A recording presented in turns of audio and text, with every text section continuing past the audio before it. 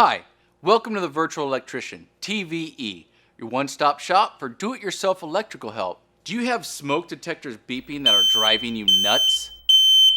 The beeping could mean you just need to replace your battery. If you do, then it's a good idea to replace the batteries in all your smoke detectors. Otherwise, you're just going to have to get the ladder back out next week. Once you replace the battery, identify on the detector the date you did so. This way, you can track how long they last. Your smoke detectors may be beeping if they got dust in them. If you were doing some cleaning or working on a project and you stirred up a bunch of dust or debris, this could cause damage to the detector. Take it down and try to blow the dust out of it. If this doesn't work, then you need to replace the detector. And again, if you do not know the last time any of them were replaced, then it would be a good idea to get them all done at the same time. Just remember a couple of things. If the device is in a hallway, living area, or basement, then the device needs to be a combo smoke and carbon monoxide detector, unless you have a separate carbon monoxide detector in those areas. If the device is just in a bedroom,